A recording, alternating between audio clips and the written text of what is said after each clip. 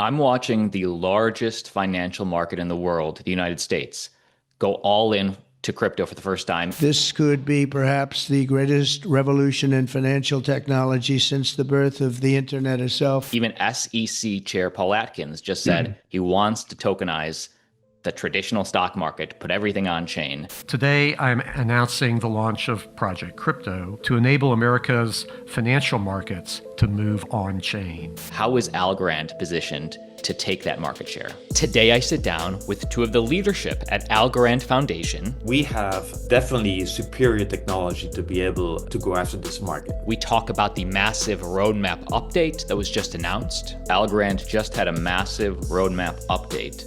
What has changed? And watch today's whole video for a special opportunity just for you. Somebody is going to win those prizes. It better be somebody from the Altcoin Daily Army. That's what I would want to see. Again, you must watch the whole video. Click the like button. Thank you, Algorand, for partnering up today and making this interview possible. And let's start, Mark. How did you first get into crypto?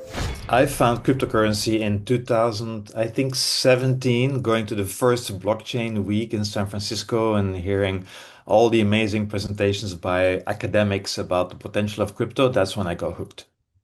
And you instantly got it, or you were skeptical at first?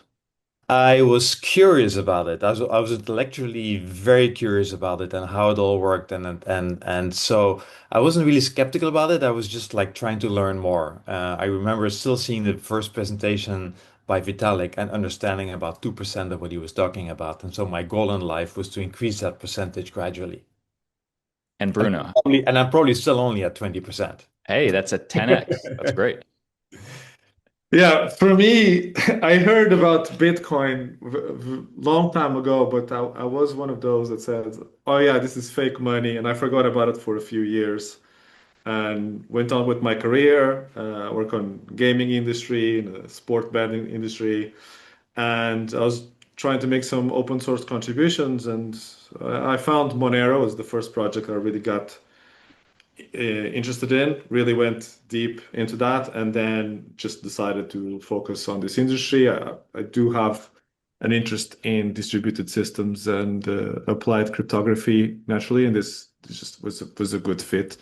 And yeah, then I joined Consensus and worked in Cardano for a little bit, and yeah, Algorand.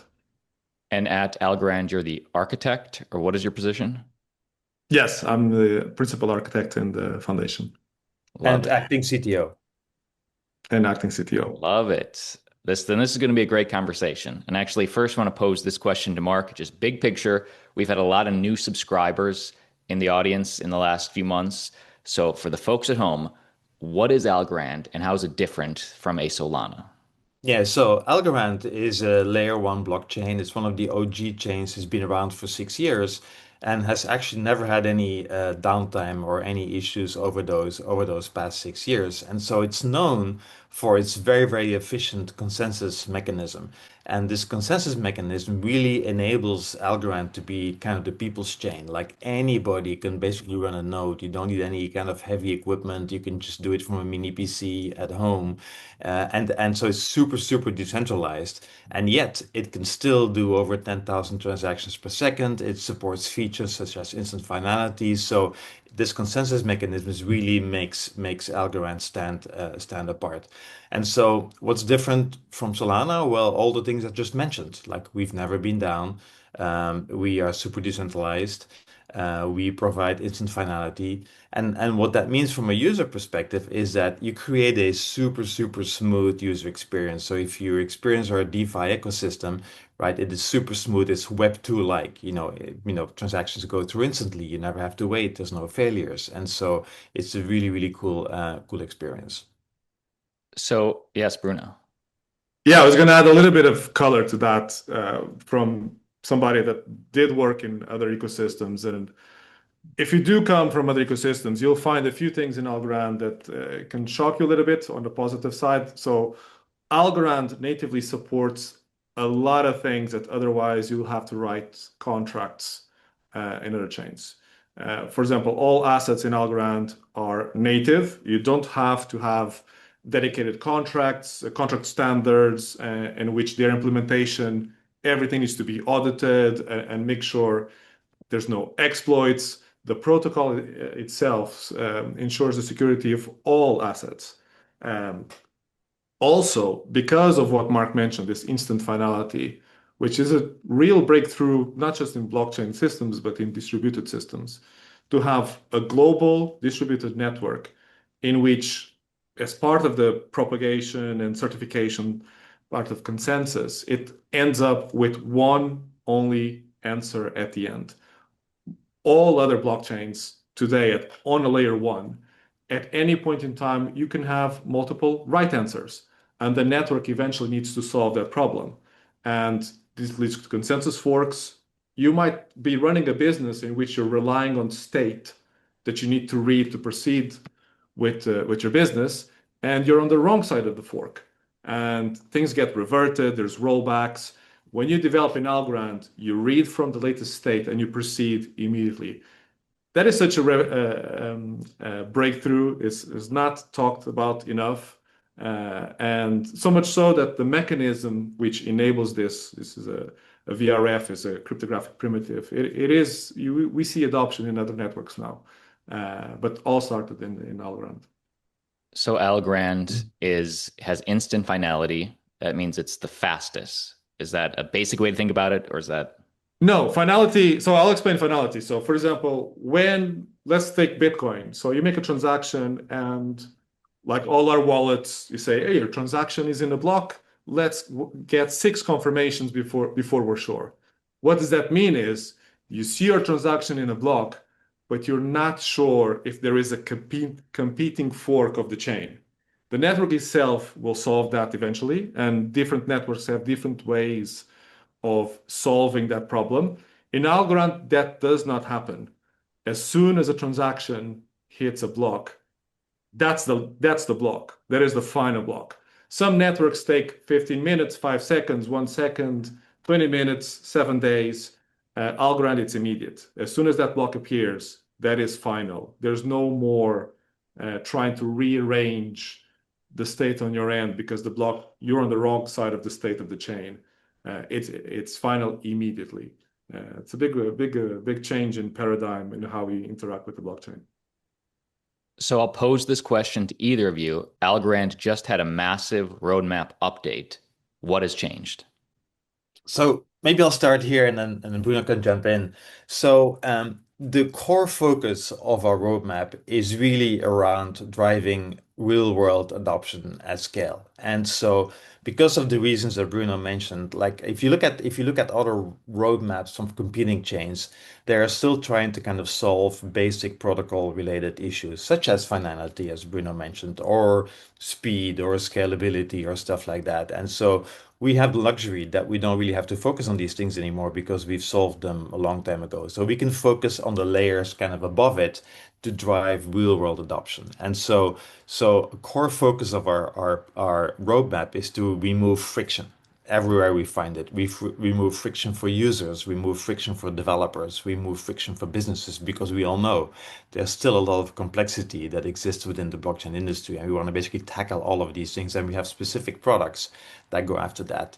The second core focus is really around use cases, making sure we're the best chain to enable tokenization of financial products, the best chain to run agentic commerce, and the best chain to kind of create self-sovereign identity type of solutions.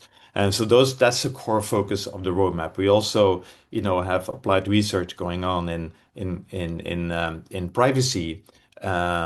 We focus on scalability and of course quantum security. So those are some of the core tenets of the roadmap. Bruno, what aspect of the roadmap do you think will be noticed immediately? Yes, so there's many aspects of the roadmap I would like to talk about, take too much time, but there's a couple that I'm particularly excited about. So number one is identity, decentralized identity. So for me, there's little reason of building these entire distributed systems if we don't take advantage of them for us to have the sovereignty of our own identity and data alongside our assets.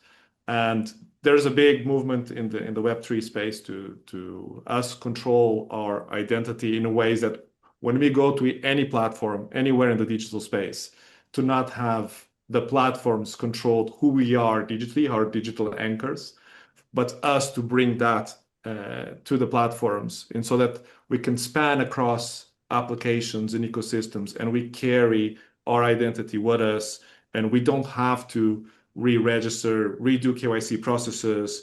The removing friction from the user is probably the number one thing that I'm mostly excited about. And what we're doing about it is, in a lot of these techniques to authenticate users, create users' profiles, port information about us, secure our own data, and present it in a meaningful way to applications, is to not reinvent the wheel. So we are adopting a standards-based approach. So we're getting answers that already exist from standard bodies, techniques that are already being used, and we're bringing Algorand behind it.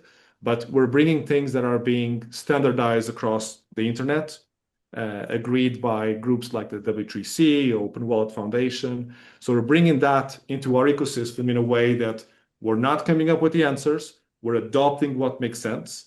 Because when it comes to standards, everybody likes to create their own rules.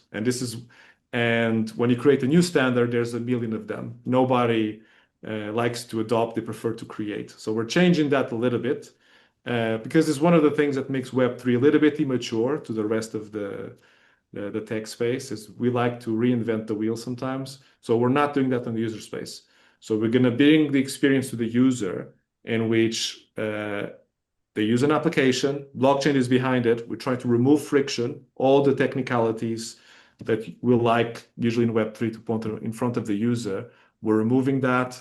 On-ramping is going to be seamless. Paying for fees, we're going to make the business pay for the fees on interactions with the users when they use a wallet. We're going to bring a wallet dedicated to demonstrate how this is possible. On the business side, we're actually helping businesses to integrate Algorand in a seamless manner. Again, showing them techniques and infrastructure pieces and integration ways that they're familiar with. And so we have this project called Intermezzo, which is wrap around traditional key management systems that businesses, enterprises use to keep their information secure. So we're bringing traditional infrastructure and showing them how they can integrate a Web3 space like Algorand. And we're going to do AI. There's some AI topics in our roadmap. We're going to enable us. AI enablement is a big part of our roadmap, and particular things like MCP or X402, which we're writing a spec so that we can do payments through the Coinbase supported standard. So I would pick those with privacy and post-quantum. Post-quantum is a big topic coming You guys up were in this already, industry. you're already quantum resistant, correct? That's correct. So our history, it is sort of, we generate this post-quantum signatures for state proofs that proves the state of the chain, generated by the network, not by specific parties like in some networks. The network itself comes together and generates these proofs. And we're going to do research, very active research, in how to also do post-quantum accounts. Also to bring the same cryptography that we use for state proofs. We use this signature scheme called Falcon, which is a lattice-based digital signature scheme. And we want to offer our users, our wallets, and our developers the ability to create already post-quantum accounts or make it more post-quantum hardened. And this is important because, as anybody been following the space, even organizations like NIST already said that it's a serious threat. In 5 years, you should consider the traditional cryptography that we use with elliptic curve deprecated. And in 10 years, they put a timeline on 10 years that you should not develop new systems based on elliptic curve. So if they say it's a serious threat, this space needs to take it serious. And we are already leaps and bounds ahead compared to others. And we want to continue to make efforts in that area. Mark, how is, and Bruno mentioned some of this, but how is Algorand leaning into AI with the new roadmap? So I think there's two elements. One is from a developer perspective, we want to make it as easy as possible for developers to take advantage of AI capabilities to develop an Algorand. And so we just participated in a very interesting hackathon, Bolt hackathon. Bolt is one of these AI providers that allow vibe coding. And so we were their partner for any kind of blockchain-based integrations. And it was super interesting to see how easy it is becoming to actually build an end-to-end app using AI. And we want to kind of double down on that effort and keep integrating AI more deeply into our developer tools so as to make it so as easy as possible for developers to kind of onboard onto a blockchain. So that's one part. The second part is around agentic commerce. We think agentic commerce is really is going to be the next big thing, where agents are going to be able to take action. Agents will be able to negotiate with other agents, exchange value. And of course, when you think about exchange value, agents have to pay each other. And we don't think that they will use traditional banking rails to do so. You can't imagine an agent sitting in, Rome paying an agent sitting in New York 25 cents over banking rails with the costs that are associated with it and the delays that are associated with it. So they'll need, an instant payment mechanism with instant settlement that can operate at speed. And we think that's going to be blockchains and more specifically Algorand. And so we're working, as Bruno mentioned, we're working on integrating the kind of leading standards in the field, whether it's MCP, A2A, agent to agent protocol, X402. We're basically working on integrating all of those within Algorand, and then putting a security and identity layer on top of it to make sure that when agents transact, that they can be trusted and that they also do the things that they're meant to do and they don't go off the rails. And so that's how we're thinking about agentic commerce. And all of that from the perspective, again, of enabling developers to build these payment flows and making it as easy as possible for them to do so. So you see the next billion or trillion users coming to crypto as AI agents, and they're probably coming to Algorand. They will be AI agents, but they will always be linked to some sort of a person, right? There needs to be a trust model associated with it, right? The agents will have their own identity on chain, but how do you know that an agent will have, that can be trusted? So there's going to have to be a trust model, and that's why the all of the work that we're doing about self-sovereign identity is so important. There needs to be a trust model associated with it to make sure that the agent is trustworthy. You can't sue an agent if they go wrong, right? You'll be able to kind of go after the person who basically deployed the agent, and so you need this whole kind of trust model put in place. And that's where, as Bruno said, that's where identity becomes important. I'm watching the largest financial market in the world, the United States, go all in to crypto for the first time. Even SEC Chair Paul Atkins just said he wants to tokenize the traditional stock market, put everything on chain.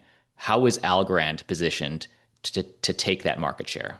Yeah, I think we're very excited about it. And so we talked about some of these elements already, right? So we have definitely superior technology to be able to go after this market, right? Like we talked about instant finality. That's critically important. If you start trading large amounts of tokens, you don't want uncertainty is your enemy, right? You want to know that if you trade something, that it's done and that it can be reversed later. And so this idea of instant finality is a core requirement, especially in institutional use cases, right? But there's more stuff like we have atomic swaps built in. So you can now trade without counterparty risk and without relying on smart contracts. We have multi-sig built in, again, without relying on smart contracts. So we have all of these functions and features built into our network that is really designed for this moment. Secondly, I think it's much easier, as we talked about as well, it's much easier to build an Algorand on many other chains. And so anybody who wants to kind of tokenize assets, they'll find a much easier time to do so on Algorand. And then the third thing, and Paul Atkins actually talked about this, is like when you think about tokenization, it needs to be done in a compliant manner. Like you have to be compliant. And so Bruno talked about the fact that tokens are native to the protocol and come with the security of the protocol. But another element of that is that all of the compliance related features that need to be associated with tokens are built in as well. So freezing, whitelisting, blacklisting, reclawing, all that stuff is built into the core protocol. So we are super, super compliant with where the industry is going. And so that's going to be a very important component as well. Bruno, I saw online and confirm this for me, but part of the roadmap is RWA debt tokens. Is that how does that bring access to the RWA market? So we are creating a set of contracts and contract-based assets in some cases, like to showcase we can deploy specific financial instruments in Algorand and showcase how we can take advantage of its properties. Like Mark said, natively we already have as part of the protocol a lot of the functionality that a highly regulated asset would need. So a regulated asset, you would need to have some controls like freeze in some case some accounts if they misbehave or suspicious activity. You might need to claw back in some cases, create assets with other properties. And we also expanded that to the cases of debt. And we are not defining the steps of the process of issuing this asset, how it reaches maturity, when does it pay, fixed interest versus variable. We are following in this specific instance what's called the Actus standard, was defined by the Actus Foundation. And so again, we're building on a standard-based approach that we're not coming up with our own answers because it's easier for somebody to adopt something that they know and they understand the behavior than us coming up with the answers. But Algorand gives the instant finality and the deterministic nature of its network will give the confidence of the integrator. And we need to build some demonstrables. It is hard to knock on the door of everybody and try to sell a blockchain. So this is where we have work to do when we'll deploy these contracts, find demonstrables, and hope we'll build more financial instruments on chain. And what's interesting with this is that I think you can basically map the features of a contract-based financial product on chain. So the smart contracts actually understands the characteristics of the debt instrument that you're tokenizing. And that opens up a whole wealth of kind of opportunities on how these debt instruments work, what kind of cash flow they pay out and all that kind of stuff. And so that makes it super interesting. Mark, I love learning a lot about the what and the technicals that are happening. Talk to me a little bit more about the why. What changes? Why are you passionate about this? So I think honestly, I think we are at a very interesting moment in time. I've always believed that blockchain has tremendous amount of opportunities, specifically in some of the areas that we talked about. There's significant benefits of like tokenization. There's significant benefits of moving payment rails on chain. There's significant benefits in basically having self-sovereign identity. And so what I'm super excited about is that now these opportunities are becoming actually possible. We've had the chain for a long time to do it, but with the regulation was not there. And so it was very, very hard to kind of develop and push the level of innovation that was required inside the US because of all of the uncertainty. And so now finally, I think we're getting some clarity, so to speak. We're getting some clarity. We're getting regulations put in place. And that's what makes me super excited. I think you're going to see a whole wave of innovation happening as a result of this, and I think we'll be very well positioned for that. And how does the Clarity Act specifically help Algorand? Well, I think the Clarity Act is all about market structure clarity, right? And I think you need to be able to know what the rules are to be able to scale things. And this happens from a blockchain perspective, but it's more important even from any of the participants in the market. If you're like a bank or an institution and you want to participate in this blockchain revolution, if there's no clarity on how you can do so and whether what you're doing is compliant or not compliant, it creates a massive amount of uncertainty. And as a result of that, many companies will not move. And even though there's clear advantages of doing things on chain, they won't do it because the risk associated with it is too high.